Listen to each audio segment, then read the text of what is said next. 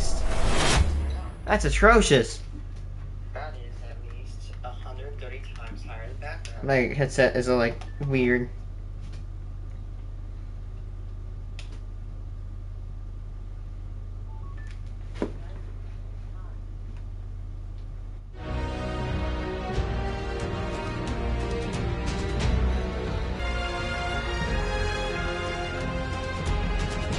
I'm gonna probably go mute. I'm gonna call my sister again.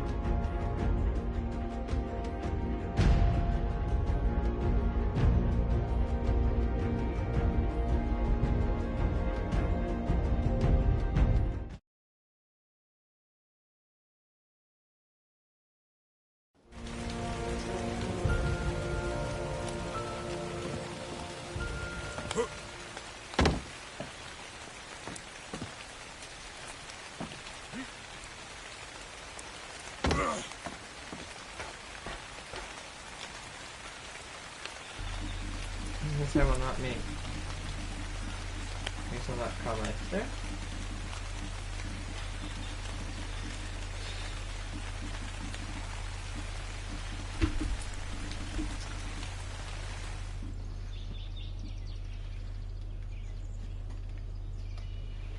I'm gonna eat some cookies. Probably never saw me eat cookies before, or cookies in a while. Oh.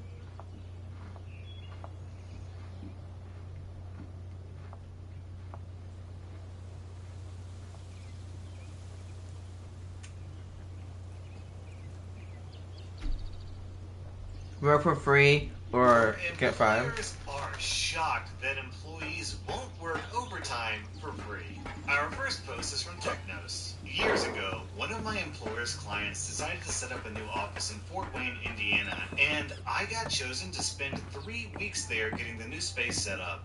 Also chosen for the job was a guy from another Division Chicago office, Dave. I'd never worked with Dave before, but from the start, I didn't like him much. He was never less than 15 minutes late. He lumbered like a zombie, and I caught him dozing off more than a few times during the first week on site. Still, he was the closest thing I had to a friend in Fort Wayne, so I invited him out to a bar on Friday for all the company-funded booze we could drink. I wish, he says. I'm going home and passing out until Monday. The commute has been killing me. Wait, what? It seems Dave's boss had been at a hotel and rental car like my boss had. He'd instructed Dave to drive from Chicago, almost 3 hours away. I said, dude, that is like totally no bueno. 6 hours a day just driving? Yeah, it sucks. Still, that would be killer money. That puts you at what? 70 hours this week? Jeez. Make sure you put in for your gas and tolls quick though. The last time I had to get reimbursed for expenses, it took them over a month. I could see what little light Dave's eyes held made. They're not paying for any of that.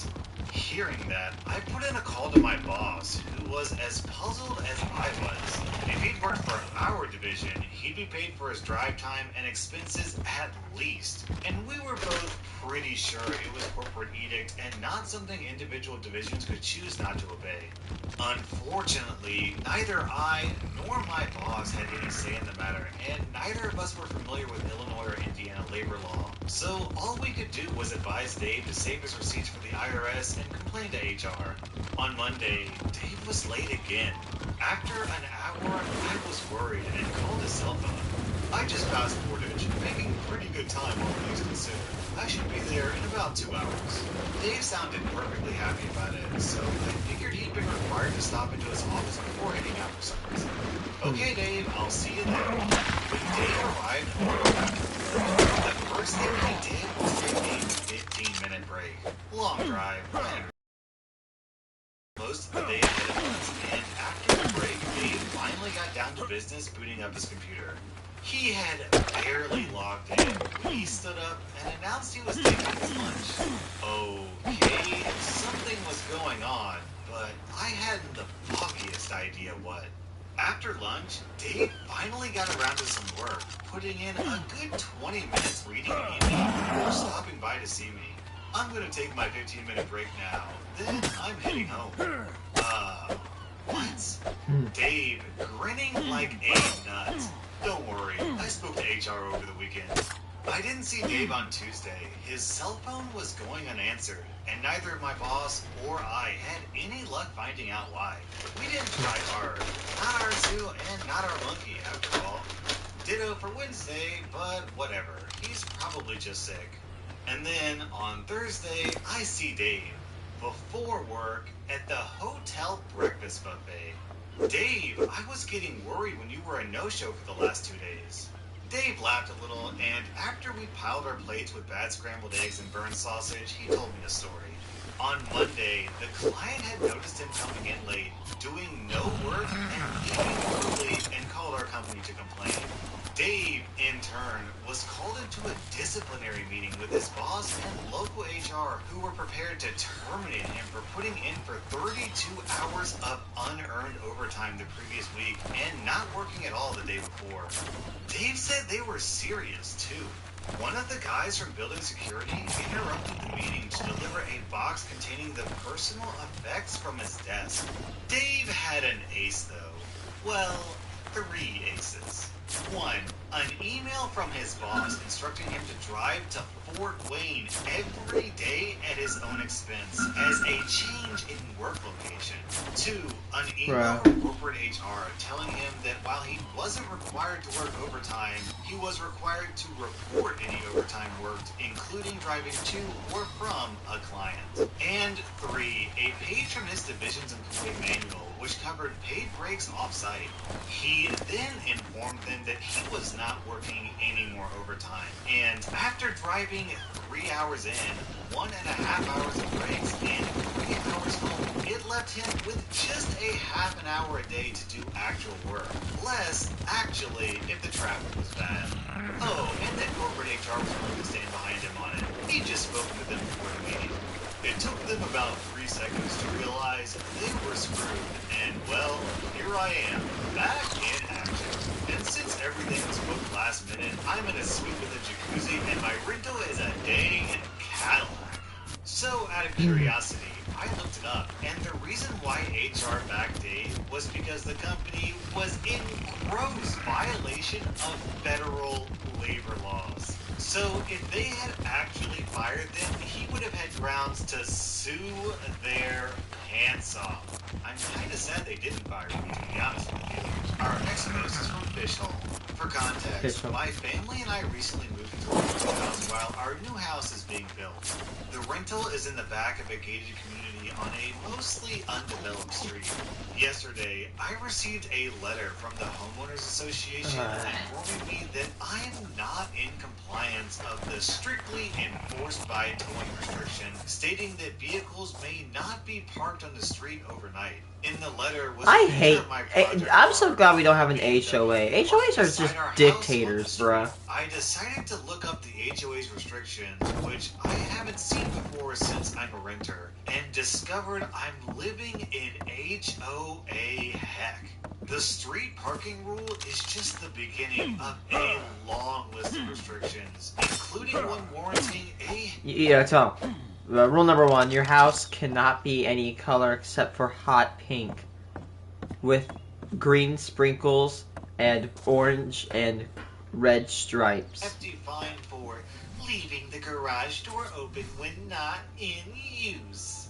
This came as a huge HOAs surprise, could since just several eat of my crap. neighbors have parked their cars in the street without problem since I've lived here, so I assumed it was okay. I can only assume that they've singled me out because my car is 30 years old. However, in my defense, it's very presentable and by no means junky. Being singled out made me incredibly frustrated to the point where I started doing legal research. It turns out my HOA has every right to tow my project car since it's parked on a private street in the neighborhood. The good news for me is that the street just outside of the neighborhood is public, and it's 100% legal to park on it for any amount of time. Unfortunately for the HOA, the closest section of public street to my rental house is right in front of their nice gated entrance. Ironically, my old BMW has now become part of their image, and there's nothing they can do about it until I move out in a few months. I imagine that somewhere out there must be good HOAs, but the more I read Reddit, the more I think that 99% of HOAs exist just so that the owners of HOAs can find people and line their own pockets. Our next post is from Alcifer1. So this is something that isn't all that uncommon in the service industry, but I thought I would share. Working as a bartender for a hotel that I enjoyed being part of, I'd always had a huge interest. Moving to a new house meant getting rid of our old mattress and upgrading to the next Alright, how many units The between? process was so Interest in making cocktails, so when I 4. started this job, I was over the moon. On top of that, it had a very good rate of pay and said that although they wouldn't pay overtime rates, they would pay overtime hours worked. This isn't bad at all for full-time in the service industry, as normally you're paid a salary and then massively overworked without any extra money for the insane hours worked. So enter a new general manager and a business consultant. They've been recruited to try to save the restaurant and bar some money, as it's making no profit whatsoever. Now, there is an obvious reason as to why it makes no money in the restaurant. The bar made 3 times the profit expected, and that is as follows. First, employing a team of 50 people per day, every day, is a huge drain on your income. Your income does not compensate. Second, being top-heavy in managers with high salaries is beyond stupid. Third, employing 3 incompetent people to do one competent person's job is the equivalent of shooting yourself in the foot. So the bar operates on a team of 12 people during the week, whereas the restaurant operates on a team of 30 per day. We average the maximum of 3 bartenders and 1 working a busy shift, and maybe 2 bartenders on a quiet shift. The bar is open until 1 a.m. every day and opens at 6 a.m., so it has long opening hours. Staff start and finish times are staggered to give the most effective use of staff hours when needed. The manager and consultant decide that they need to make cuts on all overtime hours. Sensible decision, but they decide to start making cuts in all the wrong places. Bartenders first. A meeting is called and all bartenders attend. It's explained to us that we will be receiving less overtime hours, so we expect to be put on less shifts. More time at home. This is a win-win so far. What they neglected to tell us is that they will be pulling people from the busiest shifts, as these have the latest close times and often accrue the most overtime hours. So we end up short-staffed, being hit with complaints complaints from slow service, and this we ended up increasing our overtime hours. We had to work later than expected because we had less staff that needed to do a quick close down. 2 months later, the remaining staff started muttering about their pay being much lower than usual. So we clubbed together and started working out how much we've lost and how much we are being paid. It turns out that no one has been paid for a single hour over their contracted minimum. Now, to some people, this may not be much, but for us, it's anything between 40 and 80 hours a month extra. I spoke to the new manager in a meeting in which consultant declared he had to attend. The conversation went as follows. I say, it's come to my attention and the attention of many of the staff that we are no longer being paid for the hours that we work. Is there an error in payroll or is something else going on? Pay slips don't reflect what we are working, and our hours accumulated have been changed to salary. The manager says, well, we have had to cut costs, like we said several weeks ago. As a result, you aren't getting as much overtime, so your pay has dropped. Now, I'm a stickler for counting my hours worked. I take photos or film when I clock in and out every day.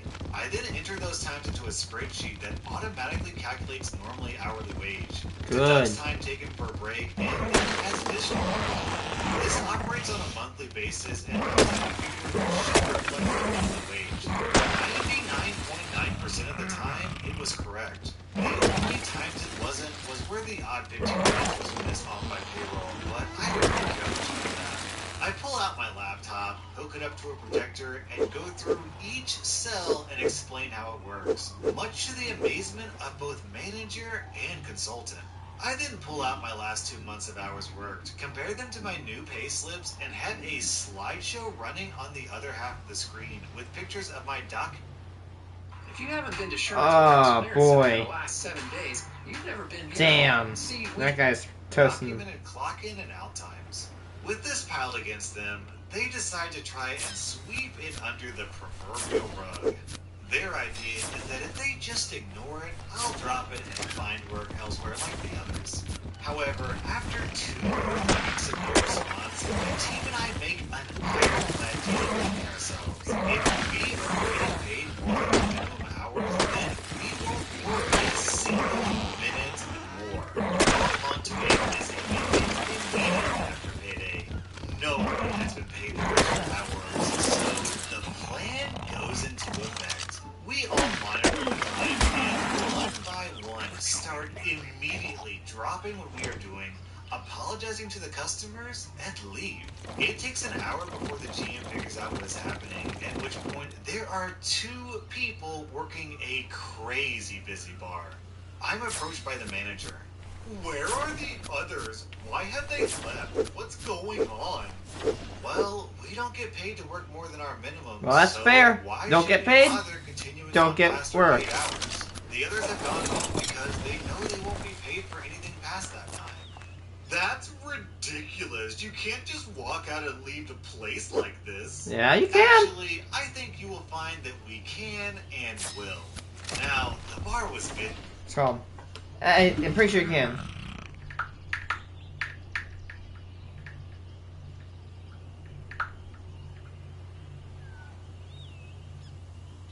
Walking at, as you might burn some bridges. Yeah, that's why I say I don't recommend it.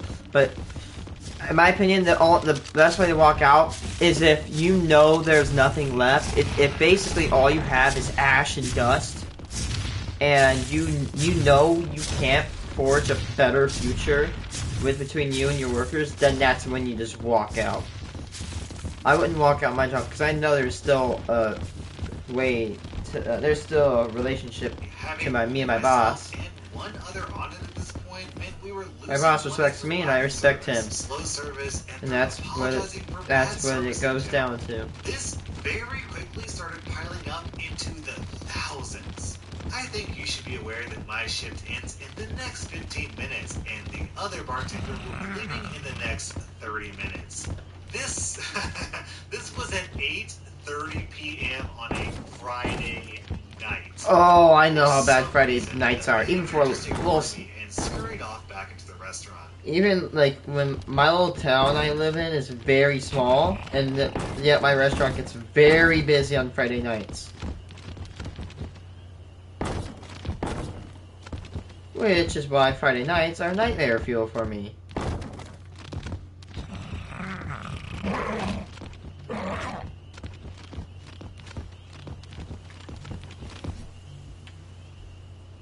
15 minutes later, I left. 15 minutes after that, my colleague left. Minutes after that, the entire bar effectively went under. We all met in another venue with phones turned off, enjoying a drink and laughing about what had happened.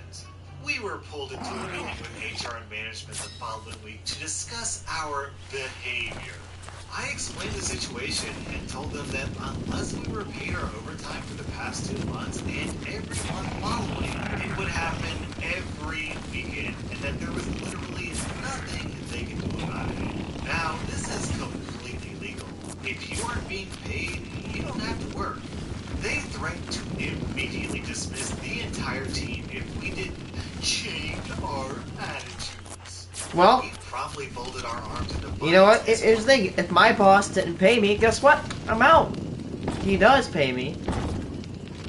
So I don't walk out. Simple as that. If you don't pay your workers, they walk out. If you walked out and people haven't paid you, guess what? You're not in the wrong. You're working. You deserve money. Imagine busting your butt like for 8 hours a day, only to not get paid. That sucks. No, it's not spoiled. It's spoiled if you're like saying it's too low and it's below like minimum wage. Maybe actually there are some exceptions to that argument. But yeah, you get where I'm going.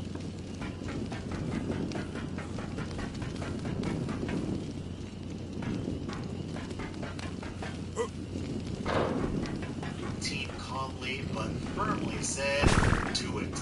Have fun running the bar with no staff. We were all told to leave the premises there and then.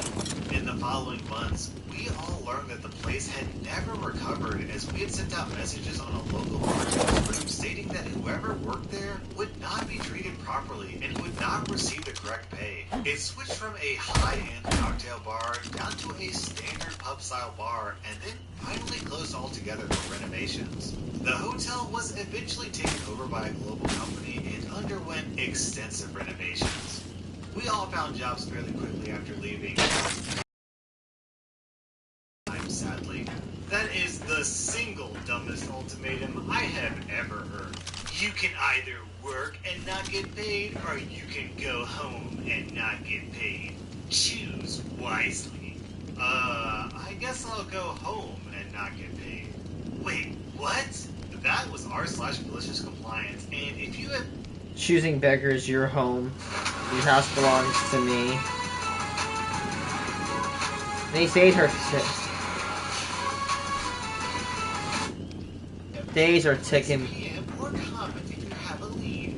Hold on. Welcome to Choosing beggars. Where a crazy lady tries to argue. I want a hamburger. It's gotta be laced with gold. It's gotta be flipped about 3 minutes and 4 microseconds on one side, and 5 hours and 7 minutes on the other. Meanwhile, the pickles must be harvested exclusively from China, brought over here by a boat, and then after that, it has to be flown over here by a helicopter.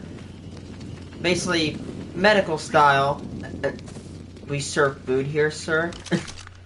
That she owns your house. Also, if you're new to my channel, please consider subscribing. I am getting closer and closer to the 1 million mark, and Wow, you that's can help me videos. get Oh, there. 4 years old, Our yeah. first post is from Anime Slayer Leads. Searching for a photographer for my wedding. By the way, I have so much sympathy for photographers. They're like the lowest paying college major that they have. Man, photography as a business is just dying with the rise of the cell phone. Kind of sad, but it's a given. My requirements: must be willing to do the job for free. Must have No! at least 8 Hey, viewer, I need you to take some pictures for me. However, I am not gonna pay you. Like, years of experience. Must be at the wedding all the time. No breaks. Bring your own food. If I'm gonna do your stuff for free, you bet. I feel like this job posting should be titled "Wanted: Actual Real-Life Human Slave." Our next Reddit post is from college. If you're gonna, let's go, at least pay me. Like, if you're gonna freaking make me work there for free, you better be giving me either some war nickels, some W mints, or a hell of a lot of wheat pennies. Holy hell. Look how many beacons there are. Jesus. One.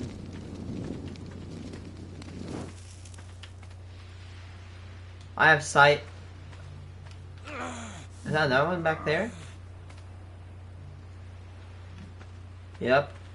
I can see 1, 2, 3, 4. 1, 2, 3, 4, 5, 6, 7. 8 beacons, including the one over there. 8 beacons. Holy. A therapy dog must be trained, certified, and ideally a chocolate lab.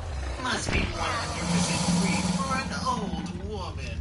Jesus says help the elderly. Additionally, the dog must be perfectly I said no. able to calm me down. Must pick up items for me as per my bad back. Must be And 100% also be free. spayed, neutered, and chipped. Please PM or comment if you have a POV, your dog is spayed and neutered. Da da da da da.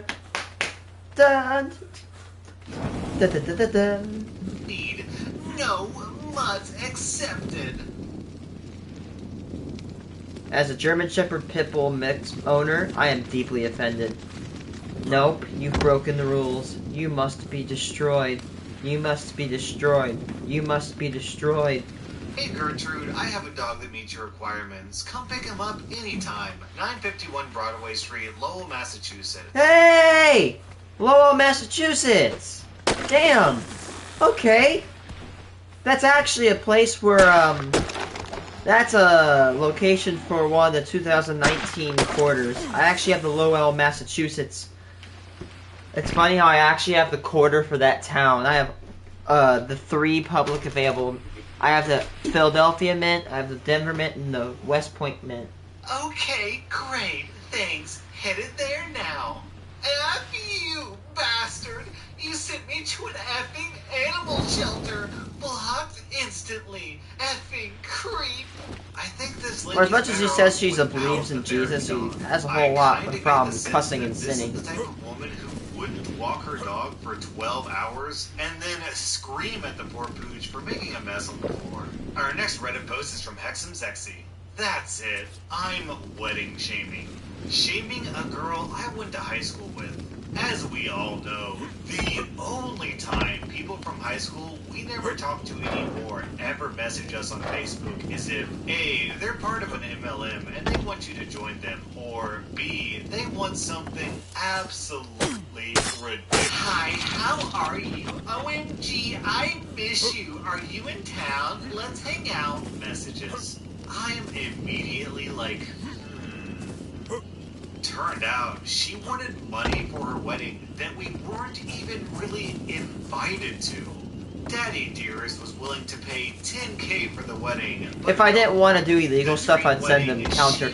You know, actually, no. What I would do is I would send, like, I'd almost take the time, sit down for, 10 hours, and draw obviously fake dollar bills with, like crayon and, just normal paper and crumpled it up, like some obvious fake money, and send it to her. Or like I draw a dollar bill that says one bazillion dollars. This is an obviously fake bill, and just have it district number 69 because there's only 12 districts.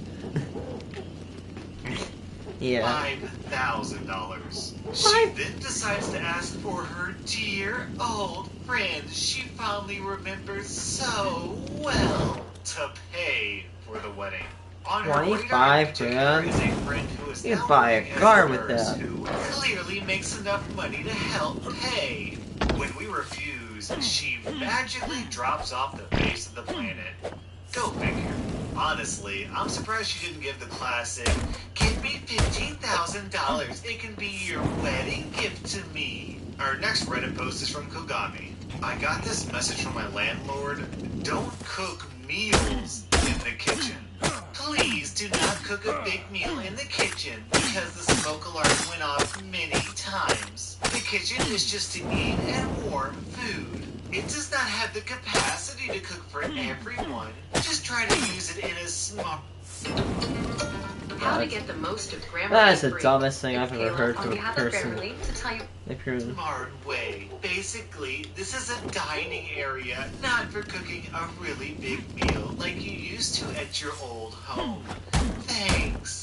Followed up by, also, it would be ideal if you would not sleep in the apartment either.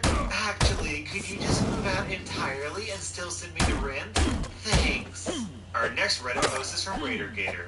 Alright, so I have a large, pretty expensive house for sale, and it's empty right now. A few weeks ago, my real estate agent calls me asking if I sold the house. I told her clearly she would know as she is the agent. She then tells me that someone is moving in. I get there after calling 911, and there are 2 moving trucks and a locksmith is changing the locks, and my gate is busted down. I get pretty loud and start telling everyone to get off my property.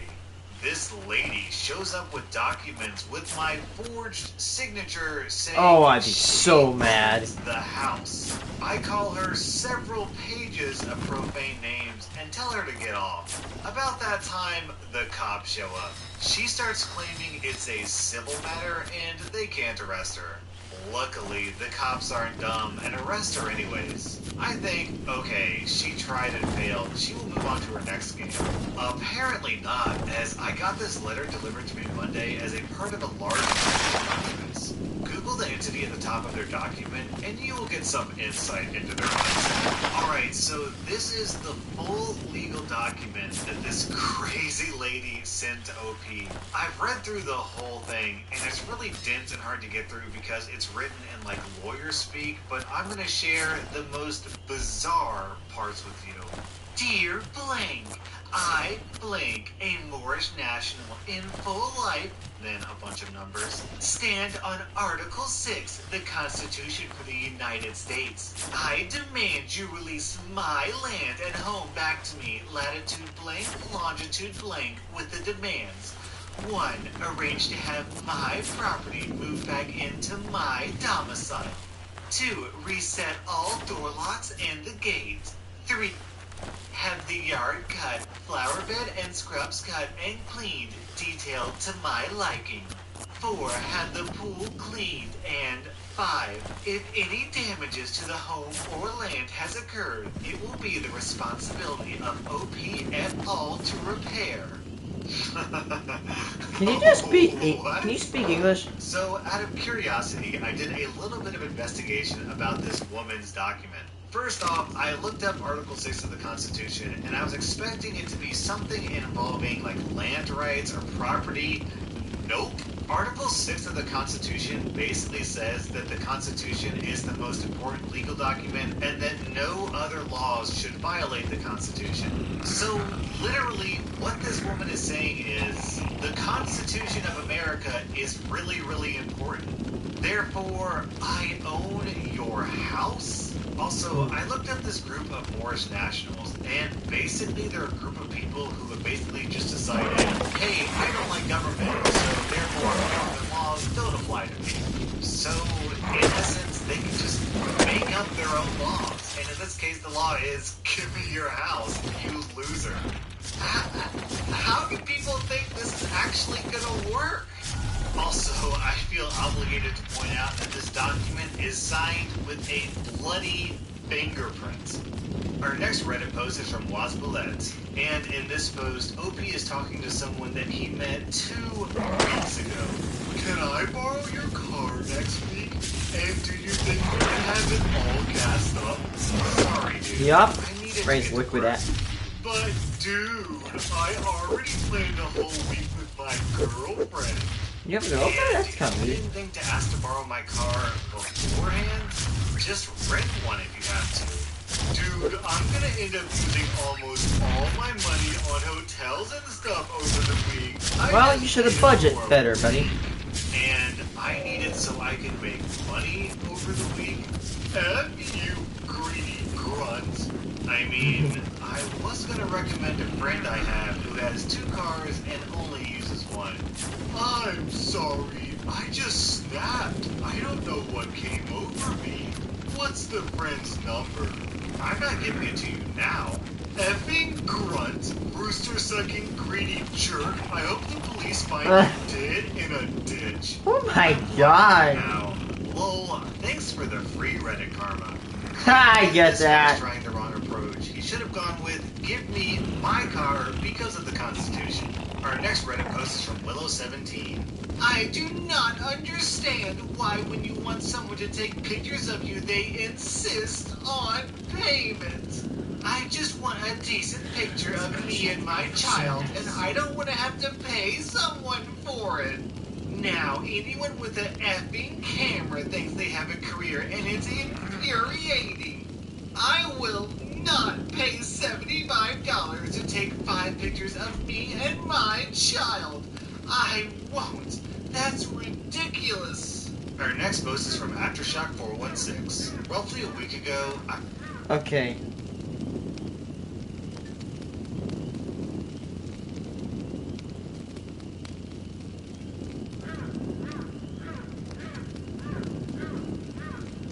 Oh my god, where is it? Where is the camera?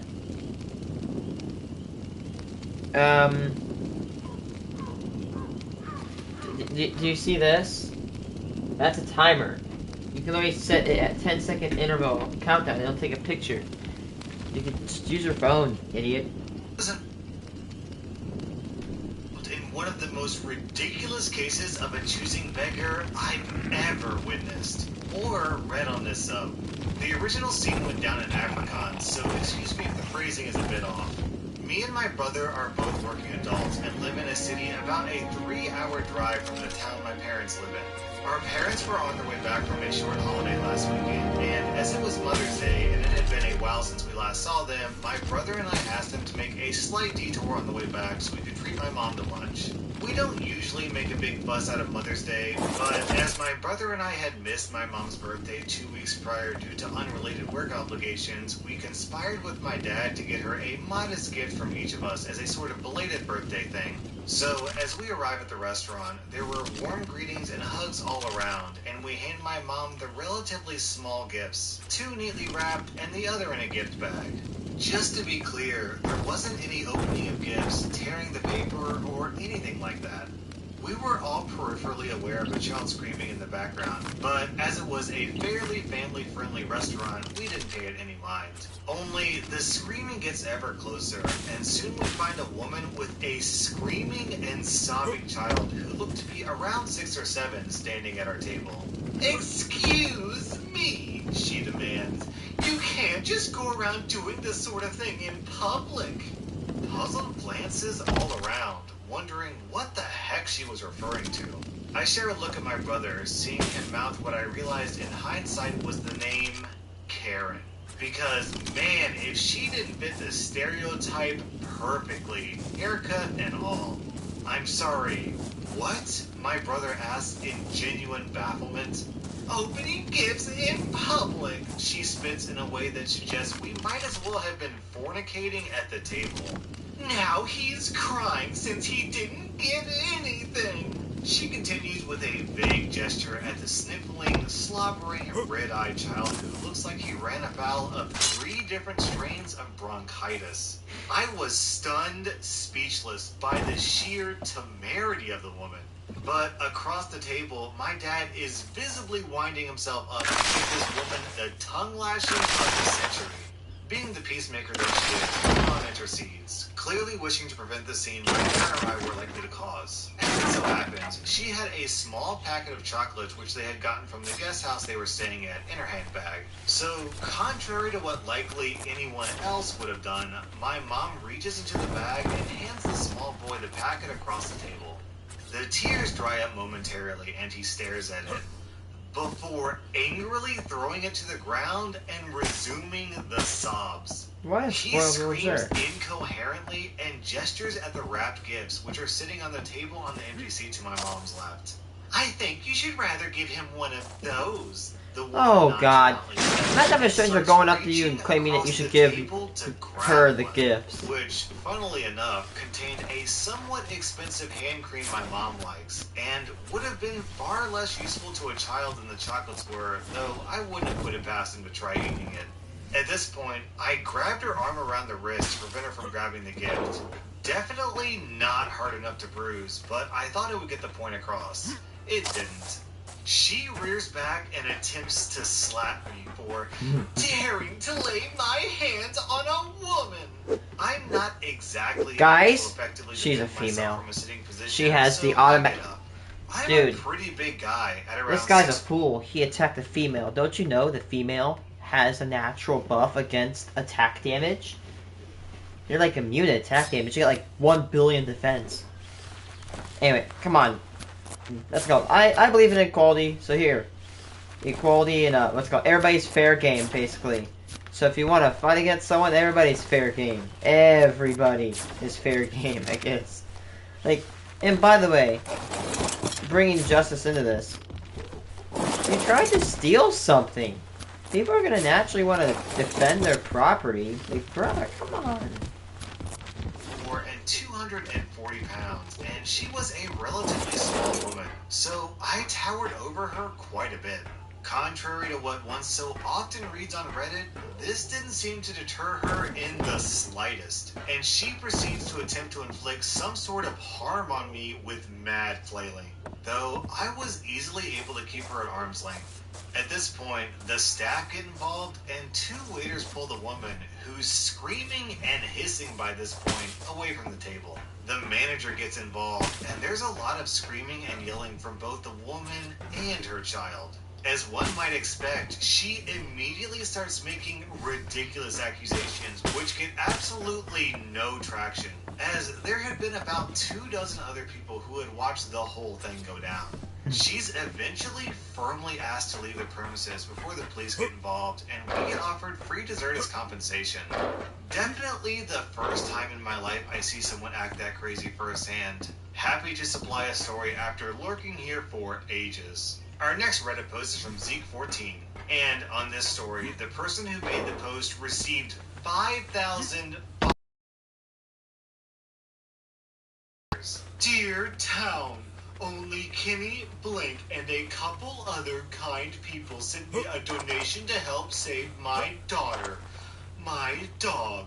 Mostly complete strangers helped us. What did I do to deserve such disrespect? Are you telling me no one else in the Blank clique could spare an effing $1 or $2 for our little GoFundMe campaign? What? Very selfish, non-compassionate people and little town, little minds, sucky character. You all broke my wife's heart and my heart. That's why I unfriended most of you. Oh no. But, you know, karma is a bee. A 300-pound pissed-off Cherokee/Italian bee. One who never forgets those who don't reach out to help, even modestly, in my time of need. Oh my Anyone God, these who people wants are to annoying. argue the point with me, contact Lois for my address. But you had better be right with your family and Jesus and have your plot in St. Nicholas Cemetery reserved, because I don't God. play effing Crackhead. games.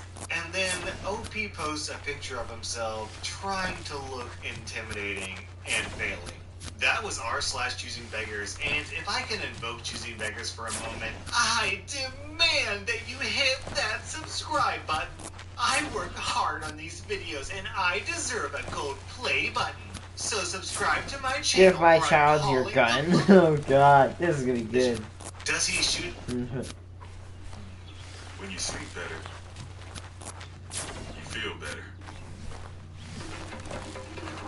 Improve your sleep, activity, and recovery Oh. with Aura Ring. Oh. I got down here without taking damn. Welcome to r/entitled parents, where an entitled mother demands that someone hand over a loaded firearm to her precious baby. So, I work at a grocery store. I'm just 24 years old, but my family has chronic baby face. This is important to the story. It's my day off, and I wanted to get some chores done, like clean the garage and give my dogs a bath. But I'm out of dog shampoo, and the garage has a major spider infestation. So I run to the store I work at for dog shampoo and bug killer. I then pass the beer aisle and think to myself how awesome a nice beer would be after I get all my work done, and pick out a couple single bottles of brands I've been meaning to try out. Behind me, I hear someone loudly exclaim, "Ahem!" I look behind me and see a woman with a full cart and baby in the seat. I assume I must have been in her way, as I did have earbuds in, and I take a while to read the labels when I decide to try a new beer. "Oh, sorry," I say, moving out of the way. "You're not old enough to buy that, are you?" she scoffs. None of your business. Yes, I am. I know I look really young. I get it a lot. "Don't lie to me. I had 3 boys. 2 of them are teens. I know what you kids get." What? Did they graduate from Harvard She then too, points to the homie? bug killer in my cart. "And I bet you're getting that to get high off, aren't you?" "Miss, I'm old enough. It's my day off work, and I'm getting some stuff done like killing spiders in my garage, giving my dogs a bath, and then relaxing with a nice beer." "Then show me your ID." You have to show you anything. "Then you're lying." "Lady, I don't need to show you my ID. No, you unless don't. You're a cop or an employee here. It has my private information on there." She huffs and looks around, possibly for an employee or someone else to back her up. But no one was around, so I just leave. A few minutes later, I'm at checkout in the self-scan. And guess who I see again? Entitled Mother. She glares at me again and watches as I scan the beers and then wait for the employee to clear me for it. When the employee walks up, Entitled Mother loudly says, "You better check his ID. He's underage." The employee You just better kind check of your looks temper, because you're about to dumbfounded get a fat lip. Miss, he works here. I know for a fact he's over 21. I sold him beer before." Entitled Mother goes quiet. She probably wasn't expecting that I did, in fact, work here. She scoffs and says, "Well, can't ever be too careful these days," and walks off. The employee and I have a laugh about it as she scans my ID, and then I pay for my stuff. So, this entitled parent's kids apparently try to get high by sniffing poison? Those are some grade A genes you got there, lady. Our next Reddit post is from King B Man. "I'm at the park with my daughter and girlfriend, helping her plan the slide, as cute kid is running around with a stranger's kid, playing with a big gun and finger guns. Now, I'm trying to make it a personal habit to always carry my gun with me wherever I go. I fully conceal it as much as possible, but I'm guessing when I reached up probably to because put of my baby concealed girl carry on the laws. slide, it must have revealed it. Cause next thing I know, I feel a tug at my shirt where my gun is, so I quickly turn around and it goes as follows. "What's up, little buddy?" The cute kid says, "Let me see your gun. We're playing cowboys and he doesn't have one." He points to his friend. No, sorry, pal. No one can have this but me. It's dangerous." The cute kid looks angry, so he pretends to shoot me and runs off. Over? I hope, but no. Soon I hear a ahem. What? "Why can't my kid play with your toy?" Cause "What it's a toy?" gun! "Toy gun on your hip." No, sorry. This is a real gun and it's dangerous." I proceed to check to make sure it's still hidden under my shirt, and it is. "So just take the bullets out and let him No! play with it." How? Okay, I am a gun owner, okay? The first rule, a really great rule about guns. Guns are not toys. Even if they are not loaded, you do not treat it like a toy. You don't go around and pretend to shoot. No. That's not how you use a firearm. That's like the stupidest way to use a firearm, my dude. How you F off? She has a baffled look. "Well, I never. What's the harm of him playing with it if it's unloaded?" I'm sure you haven't, and because loaded or not, I'm not letting a child play with an effing gun, you have to. Don't you have someone else's business to mind? "I'm going to call the police because you have a gun at a park." Go right ahead, it's a public place. She huffs and storms off, not to be heard from again. It was an annoying encounter that put a damper on my already sour day. So when the entitled mother says, "What's the harm of him playing with it if it's unloaded?" I'll tell you exactly the harm. Step 1. Police? Yes, there's a child here on the playground with a real gun. Step 2. Son, this is the police. Put that gun down immediately. Step 3. Put your hands up, mister. Pew, pew, pew. And at that exact moment, that police officer has to make a decision. Does he shoot a kid who's pointing a real gun at him, or does he risk getting shot himself? Our next Reddit post is from SSG Vegito. Background. So I work at a pretty big pretzel company, but for privacy reasons, I will call it Uncle Uns. Anyway, I had worked there for a year already, and this happened pretty early in my second. This particular pretzel place was inside a small amusement park in Pennsylvania, not Hershey Park. Important for later. Alright, enough lame backstory. Now onto the juicy story. So, it was the last 5 minutes after my shift, so I'm tired and want to go home. We were busy cleaning and not paying attention to the window because normally most families would have left by this point. Then we hear a knock on our window. I'm the cashier, so I walk up to the window and say the line I always say. "Hi, how can I help you today?" The entitled mother standing there says, "Yeah, are you closed?" "We closed 5 minutes ago." "Great, do you have any leftover pencils?" "Yeah, we do." "Why?" "Can I have them?" "How many would you like?" "5." "Alright, they're closed, so the pretzels should be half off." I wanted to go home and stop caring. And why do you think that? "You're closed, so that means the pretzels are a day old and should be discounted." We switch out our pretzels every 30 minutes. These pretzels are only 30 minutes old. "Fine, babe, do you still want them if they're full price?" The tired dad standing with her said, "I don't care. Hurry up so we can go home." "Fine, so I can get 15% off, right?" Why did I... 15% off because you're closed. Ma'am, Bruh. no. As you stated, No. we're closed, so we're no longer selling pretzels. Ha ha ha, I'm that's only good way to offering spin them it on to him. you because my boss wants as many sold as possible. See, you can't sell them, so they're free. No, they're not. I'll take them home and eat them for my dinner. I was too tired to care, as I had just worked a 5-hour shift. I know that's not a lot, but it was 95 degrees Fahrenheit, and I had to deal with kids the whole time. Plus, I'm 15, and they can't have me on for much longer. "You don't need them. My kids are hungry." "Then buy them some food." Okay, go "No, get food. they are free." "For me, yes. For you, they're $4.23. "Mommy, can we go home now?" The entitled mother starts screaming something that no one but dogs could understand and leaves. OP, you should have just stared at her dead in the eyes and thrown away every single pretzel you had. It would have been worth it for the look on her face. Our next Reddit post is from Sweet Trevor.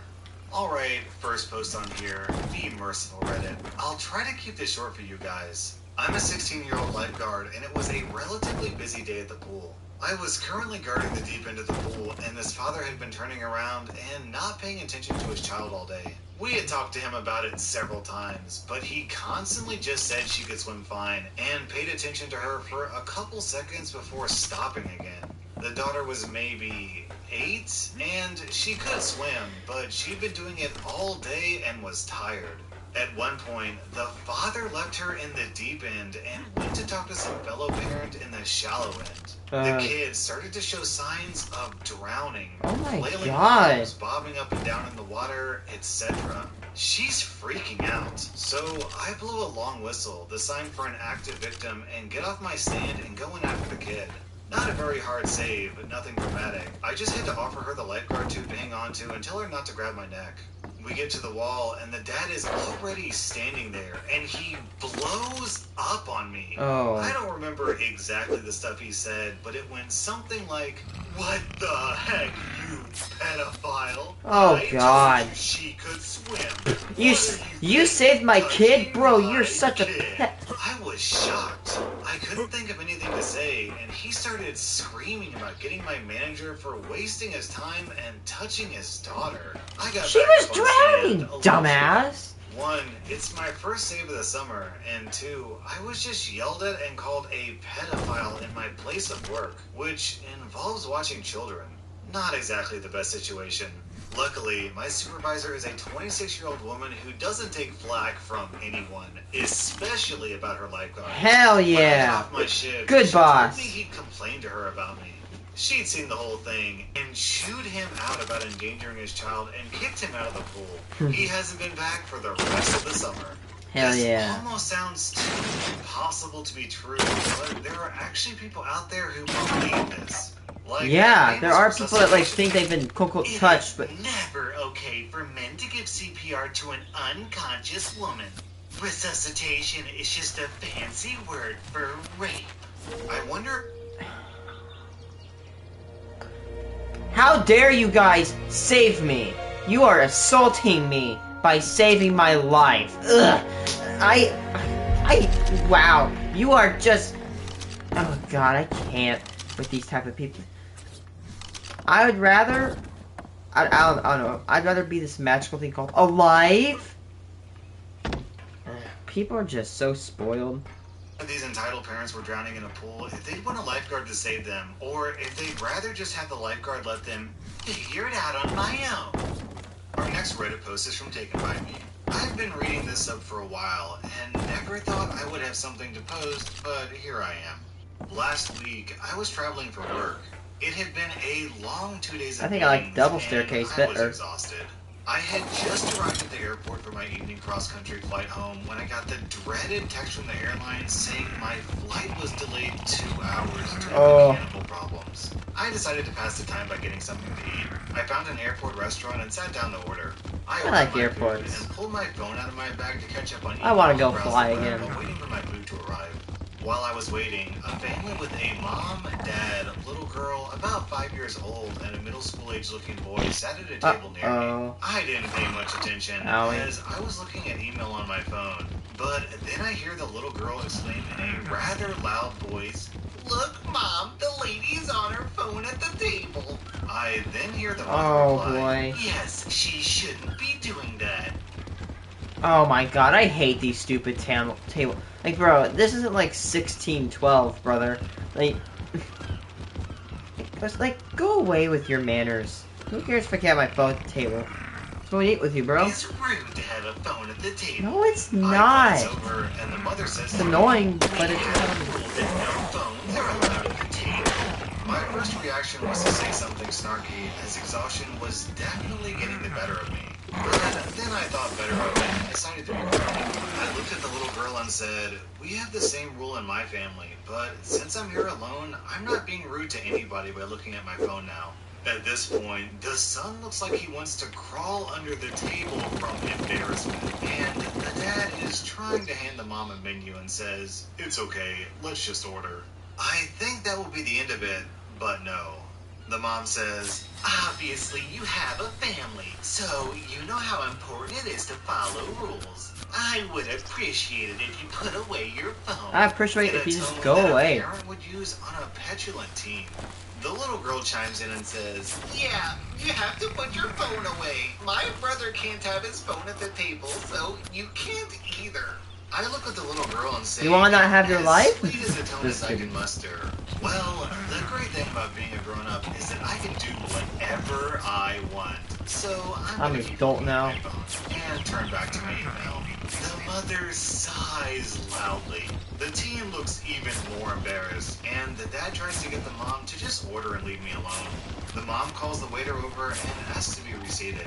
He grudgingly moves them to a Dude, different table. you know what? I So many people in society are radiophobes, i.e. fear of radiation. I would just take a plate, and oh wait, it's an airport. So you want to do this in an airport? It's illegal to actually have like radioactive items on the plane. So like, if I was at like public, just have like a Fiestaware plate safely contained within like a box, and then when someone tries, actually no, you don't even have to have a actual radioactive object. Just take a piece of like fake oh my God, take a piece like the original Fiestaware that's not orange, like a lapis blue one, and then say it's radioactive, and they won't sit next to you, but it's actually not radioactive because it's one of the blue pieces, not the orange pieces. arrives and I eat in peace, enjoying browsing Reddit. OP should have been like, well, in my family, we teach people not to stick their noses in other people's business. But clearly, your mommy isn't teaching you how to do that. Our next Reddit post is from Karma Cookie. So, a little backstory is in order. I have 2 young adult children living at home, ages 18 and 19. They both work and go to college. I trust my kids. I trust their decision-making skills. When they graduated high school and turned 18, new rules went into place. No curfew. Dude, if you have like 150 water, you barely have to get any drinks because that's enough to hold you off until like rain gets Let me know if you're going to be out all night, so I don't worry. You can call me at any time for a pickup. No questions asked. Just don't be stupid and drink and drive. Yes, your significant other can sleep over or come over for the weekend. Just let me know what's going on.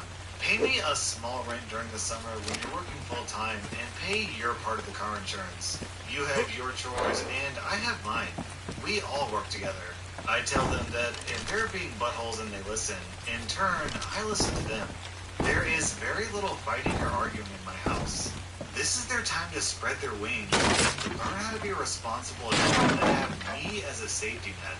Lately, one of my kids' significant others has been spending a lot of time over at my house. He's here pretty much all the time.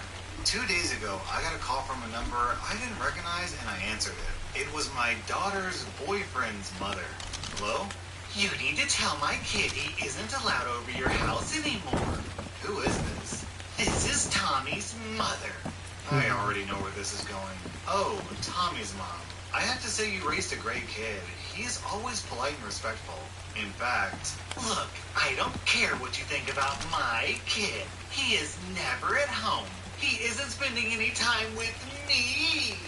Okay, there isn't much I can do about that. Yes, there is. Tell him he can't come over to your house anymore. Nope. I want him home. And you set a bad example for my son. Your daughter has no curfew, and I am sick and tired hearing how nice it is at your house. I miss him and want him home. Me speaking very slowly and basically growling into the phone. Are you done yelling at me? I think I stunned her into silence. I'll take that as a yes. Do you trust the way you raised your son? What? It's a simple question. Do you trust the way you raised your son? Of course I do. What does that have to do with anything? Do you trust him to make good decisions? Yes, of course. She's starting to calm down now. Mother to mother, I know things are not okay at your house right now. Her husband drinks a lot. I am trying to give your child a safe place when things are not okay at your house. She starts to cut me off at this point, but I won't let her. It's not your fault. He throws your son out for days at a time, doesn't he? Yes. I can hear her choking back the tears. Damn. Do you need someone to talk to? Would you want to go out to lunch? That way, you can feel safer knowing whose house your son is at and that he's safe. That would be okay. We were on the phone for about an hour after that. What started out as an entitled mother was just a scared woman feeling very, very alone. Sorry there wasn't any righteous retribution, but I think it turned out okay. I'm gonna try to get 19-year-old Tommy's curfew changed from 10 p.m. to midnight, and maybe he can stay over for a weekend. This post goes to show that maybe all entitled parents are just misunderstood, and deep down, they're good people. Nah. That was r/entitled parent, and I'm r/'s mommy. Mom/.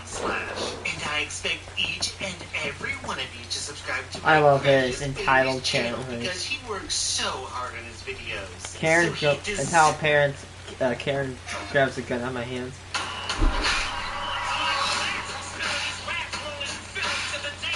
Eminem. Welcome to r/entitled parents, where an entitled mother almost lets her young daughters get trampled to death by giant horses. Our next Reddit post is from Clap That Trap. So I just got home from the gun range, and my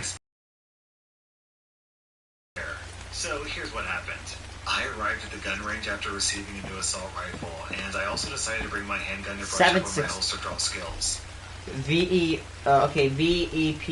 Let's see. VEPR 762. What is that? Oh, it's a Russian. It's a Russian rifle. It's like an AK. That's actually a cool ass gun. I like that. Pretty cool looking gun. Everything was going normally. I brought a good amount of ammo, signed some paper, put my air pro on, and headed outside to the shooting area. I was pleasantly surprised to see a mother and her young child, maybe 6 years old, also on the gun range. He had a little rifle, and I thought, good to teach them while they're young. After I sat down and loaded my magazine, I started to fire at some of the closer targets to make sure my sights were correct. After a little bit of fiddling with that, I felt a tap on my shoulder. I turned around, and of course it's the entitled parent with the most fake smile that I've ever seen. Excuse me, can you fire something that's not so big and loud? It's scaring my 7.62 is kind of big and I looked over to our son loud. and he looked fine, but I simply smiled and said, I'm sorry, but it's a gun range. It's a gun range, You'll just dummy. have to deal with it. She gave me the look of, did you really just talk back to me? And walked away. Yeah. I thought that was the end of that. Hoo-hoo. Nope. I couldn't even get through another whole magazine before the entitled parent came up and grabbed my rifle. Oh, hell no. That's a good way to get shot. And discharge. When the rifle fired, she let go and screamed, slapping me pretty hard. What are you doing? Are you trying to shoot me, you effing psycho? What are you doing, lady? Coming up and grabbing my gun like that? She continued screaming obscenities at me before one of the workers quickly came out asking what was going on. This idiot just tried to shoot me and my child after I told him his stupid gun was too loud. Who needs something that big anyway? You grabbed my rifle while I was shooting, you moron. The worker tried to calm the both of us down, and I proceeded to walk back to my rifle, unloaded it, and kept my distance. The worker told the entitled parent that he would check the security footage, and if that was indeed the case, he would immediately call the police. Before he went to check the footage, he and his manager came over to get my side of the story and to watch me in case I did try something. A few minutes pass, and the worker comes back out, telling the woman that her and her child need to leave immediately. She threw an absolute fit, saying, people don't need big guns like that. And people don't need a big attitude like that. She ended up grabbing her child and... Who the hell takes a 6-year-old to a firearm range? I've been to a gun range a few times. I've never seen anybody younger than me. And I was like, what, like 16 by the time I went to my first ranges? 15, 16? Like, dude, who the hell is that young? Literally dragging him behind her as she stormed to her car and drove off. Down in the comments, I love this reply from Undead Savior. What the heck did she expect at a gun range? A plate of waffles? Of course it's gonna be loud. No, Also, everybody has it takes a headsets. special kind of double-digit IQ, absolute moron, to grab a rifle while someone is shooting it. I distinctly remember one time when I was like, I was really young. I had to be about 8 or 9 years old, and my dad was doing yard work outside with a chainsaw. He was like cutting down a tree or something, and my mom told me to go get my dad and bring him in for dinner. But my dad was wearing ear protection, so between the ear protection and the really loud chainsaw, he couldn't hear me yelling at him. Plus, he was sort of like facing this corner of bushes, so there was no way that I could get into his field of vision. I screamed as loud as my 8-year-old lungs could possibly scream, trying to get him to hear me, but he just couldn't hear me. But still, even in that scenario, my 8-year-old brain was like, you know what? Maybe I shouldn't come up to my dad who's using an active chainsaw because I might scare him and he might turn around really quickly and chop my head off. So instead of coming up to my dad and touching him, I went and found a stick and threw it at his back. You know, not hard, but enough to get his attention. It's like, come on, lady. Like, don't touch people with Even active, an 8-year-old like a kid charged has more gun. sense than you do. Our next Reddit post is from Shifting Parallax. I live in a rural neighborhood. Everyone's got about 3 to 8 acres, so we're all pretty spaced out. I live on 5 acres, and my nearest neighbors are a sweet elderly couple that's about 1 acre from me.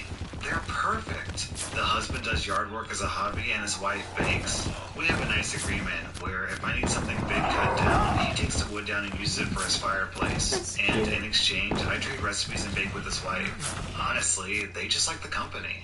I own my own home, have 2 horses, a cat, and Hey, I my have mom 2 also horses. moved in Or, because she yeah, was I in actually have 3 financial horses trouble. and a mini. I'm happy to help because she's good company, and I'd do anything for her. And then everything changed when COVID happened. So here's where things go south. My neighbor's son and his family, a wife and 2 girls aged 4 to 7, live in the nearest city and they didn't feel safe. I don't blame them, and because my elderly neighbors are saints, they opened their home to them and the brood moved right in. Up until this point, I was the youngest person in the neighborhood at 29 years old, so having kids wander around is new for everyone. At first it was no big issue. They stayed inside, got settled, maybe they were good kids. Total long shot, I know, but hey, a girl can hope. So one morning I'm letting my horses, a Clydesdale and a Welsh pony, out into the pasture, and I hear them... Okay. If you don't know what a Clydesdale is, that's a big-ass horse, okay? I am not that good with horses, but I do know what Clydesdales are. Those are some of the biggest horse species that you can find. They are big-ass horses. And if they wanted to, they would trample you down with no regard. They're not ruthless animals, I'm just saying that they are way more powerful than you. They will trample your ass if they want. High-pitched squealing from next door. That is not a good idea. Clydesdale second guess going outside, but cautiously proceeded only to be met with more squeals. I pop my head out, and the 2 young girls are literally losing their minds. And I get it. It's a little white pony and the horse from Brave, but still, they're large animals, so they should have the good sense not to approach, right? Not a snowball's chance in hell. These kids sprint to my fence, shrieking. The pony runs around in a panic, and the Clydesdale stands there with the same WTF look that I've got on my face. Then, the 4-year-old starts to go under my fence. Oh, hell no. I said firmly, don't you dare climb under that fence. And admittedly, a lot of those fences are kind of electric. harsh, but I'm not about to let my horses trample a kid. I walk over to them, and they look like they're about to cry. But I explain further that they're big animals that can hurt them easily and to never go over or under the fence. They go home and I clean the stalls. An hour later, I hear someone banging on my house's front door, and I can see through my barn's hatch door that my mom and the mom of the kids are having a conversation.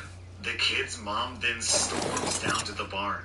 I've never met this lady, but I know an entitled parent when I see one. Joy of joys.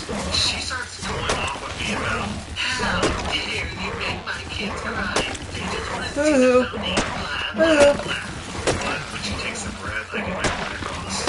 Ma'am, your youngest was crawling under the fence towards 2 large animals that none of you know. Clydesdales are big ass It's horses. a 2,000-pound draft horse. He can literally crush you, not feel it, and do permanent damage. The pony looks cute, but he needs an experienced hand because he's very untrustworthy. Head horse.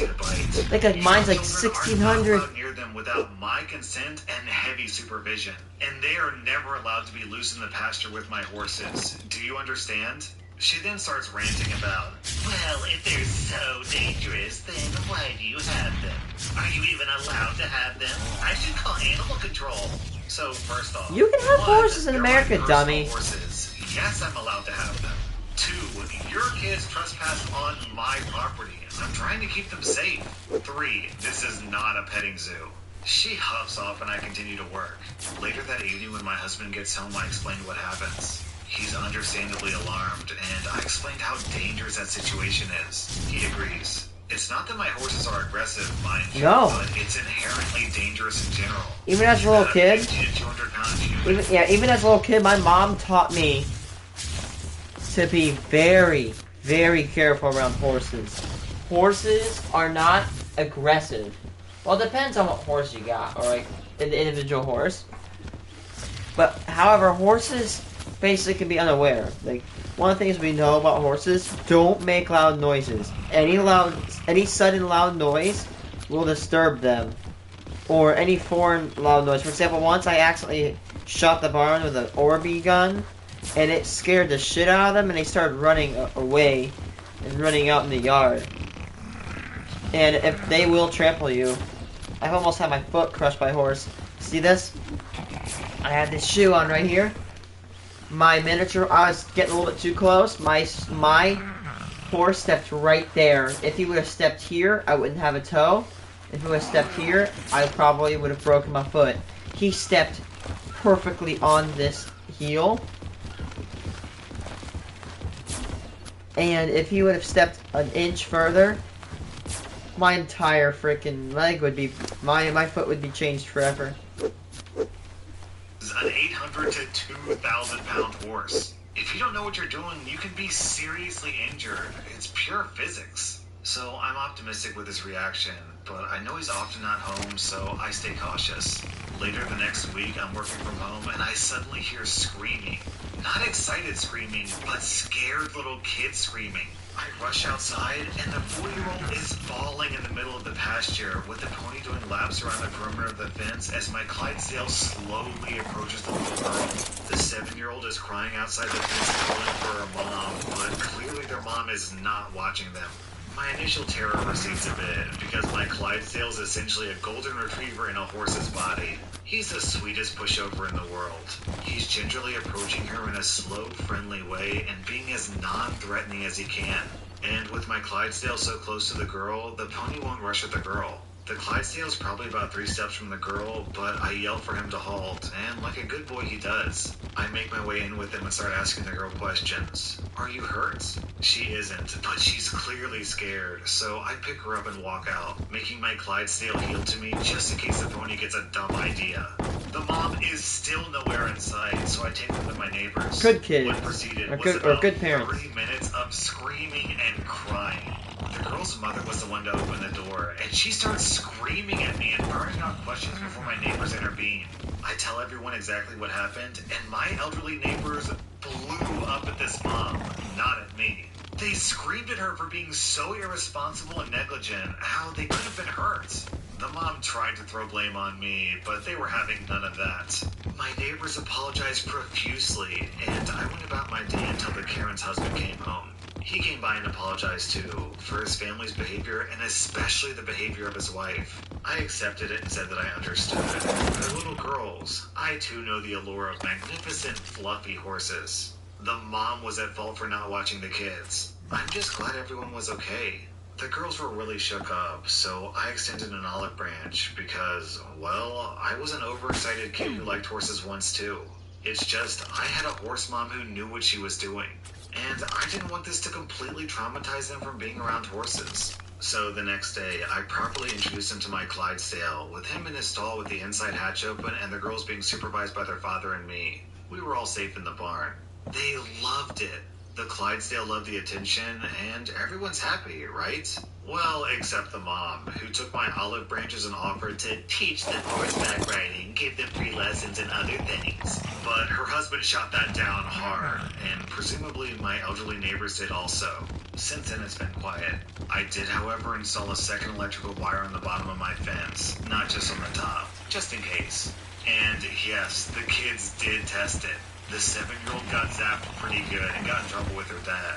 Other than that, there have been no incidents, other than the kids wanting to pet them when I drop evening feeding every once in a while. Here's hoping it stays peaceful. But seriously, do not go up to animals that you don't know. Man, no kidding, OP. When I was younger, I used to work at a place that had Clydesdales. And let me tell you, if you haven't been around a Clydesdale, these are basically like living cars. They're huge. Like, when you imagine a horse, you think of, a pretty big animal. But Clydesdales are a full step up from those. They feel more like rhinoceroses than horses. Our next Reddit post is from Mommy Finger Cocomello. 2 years ago, I, a 21-year-old woman, left my son's father, a 22-year-old man, who was an openly abusive douchebag. But that's a story for another day. At the pre-court mediation, his mother, who witnessed the abuse firsthand, got in my face asking why I was leaving her son. Her reasoning was, it was only one time. Even though it wasn't only one time. I met this woman's son when I was 14, and admittedly we had weed smoking issues, which his parents supported at the time. Actually, we sold weed for them to get our fix. Then I fell pregnant at the age of 18 and I quit smoking for my baby. This woman was a terrible grandmother who smoked cigarettes and weed inside the house, just like the grandfather. They eventually tried to bully me into handing over full custody, or else they wanted nothing to do with the baby. Luckily, I had my own family support that day and they had to back down. Fast forward to now, and we've been in court for what feels like forever. My kid's dad has failed multiple hair follicle tests that date back 3 months, while I passed them all. He only visits when either my mom or I say he can, and he still lives with his entitled parents, which isn't a safe environment for our son to be in. I haven't seen them since last November for my baby's 3rd birthday, during which his dad got drunk and made a rapey comment about my older sister's clothing. Whoa. Yeah, they're the type of people who Okay. get drunk at children's birthday parties. My son and I are doing much better now. Last year I was accepted into university, and my son attends daycare while my mom assumes a fatherly role for him. But, of course, my mom and I can't replace his need for a father figure. He clings to my uncles and brothers instead. No matter who calls you bitter or mean, don't give in and don't give up. Remember, you're doing it for your child's future. Get better, and give your kids a life worth living for. Over the years, I've heard a lot of lame excuses from parents about why they don't want to be in their kid's life. The excuse of, but I don't want to stop smoking weed, is one of the worst excuses I've ever heard. Okay. Down in the comments, White Wolf Dreamer says exactly what I was thinking. What the F was even her end goal here? Give us full custody, or we'll keep our abusive, pot-smoking selves away from you forever. I'd be like, you promise? Our next Reddit post is from XCDYsis. I work at a kid's jump place, so it's pretty obvious that I've run into a few Karens or entitled parents here or there. Dude, I think But today's experience is one that I felt deserved to be shared. Some of our trampolines are kids only, specifically the bigger trampolines, since a parent could accidentally hit a younger kid. This is a constant issue at my workplace. I have to tell so many parents that adults aren't allowed on the jump. Most of the time they understand and don't go again. Sometimes they're inquisitive or annoyed. But I've never been insulted or thrown any flag. They just think it's a dumb rule. As I was walking up to one mother, I instantly knew that she was pretty hostile. You're gonna come tell me to get down, aren't you? I'm sorry, miss, but adults can't go on this jump. Really? You're an effing Nazi, man. Oh my god. Don't pull that card, loser.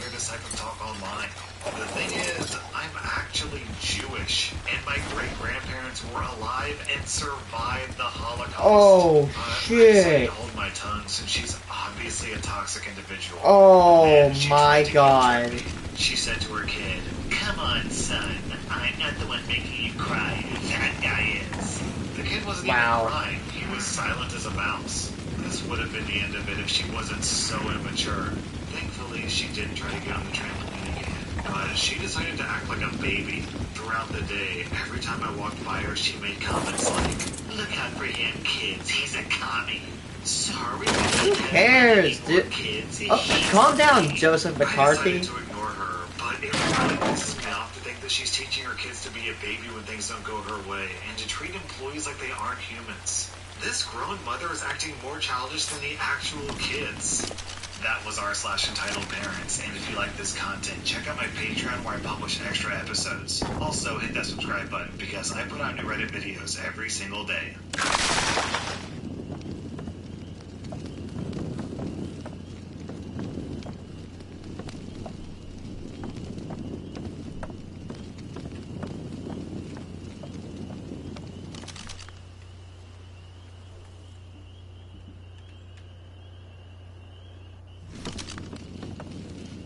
I'm actually starting to come together with something. So I'll go here, and then I might have like a... I guess I might have like a personal... Yeah, I'm gonna have like a personal thing right here. Some personal rooms over here in case someone wants to stay. I might have my office on this layer.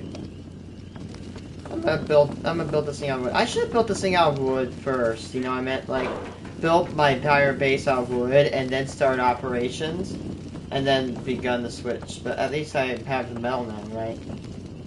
I think I'm. You know what? I might as well build the entire thing out of wood now, just to make sure I can build it.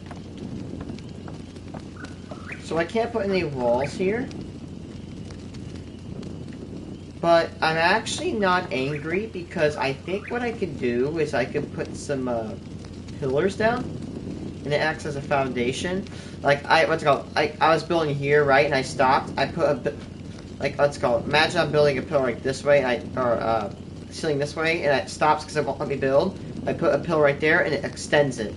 So if I can do that in my cousin's world, I can definitely do it right here.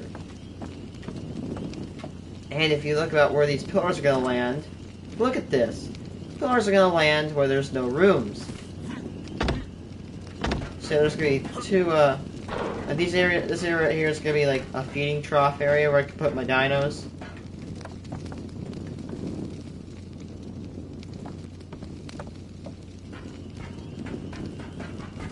And up here, yeah, there's going to be like a room for my friends.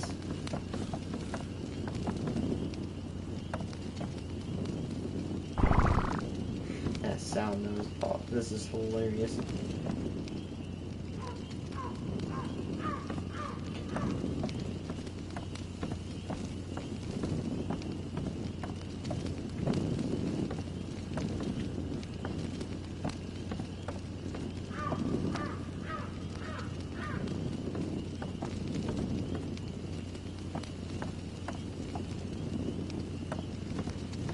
I have an idea. And like way over here I might have like a kitchen, and in the other area I might have like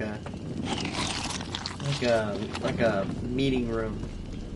And in the center will be my office. And on top, and I might actually, yeah, I get where we're going. And then I think there might be a limit to how many things you can build. So I'm gonna actually use the 4 block layers to do save building slots. I'm actually probably definitely gonna use some like greenhouse areas, the greenhouse pieces.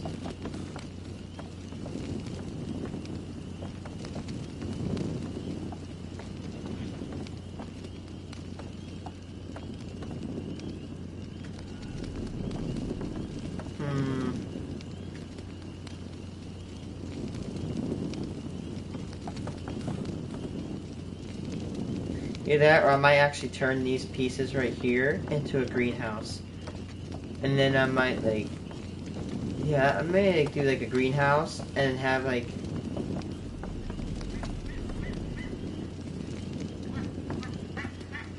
and like put the other room somewhere else. Yeah, I need another day. I don't know if I'll play a whole lot tomorrow. I do have to go to work. I might have to do homework and stuff. But hey, my plan tomorrow is my new goal is to build a base out of wood. Because if I can build it out of wood and it doesn't exceed the limit, then I'll green light it and we'll go.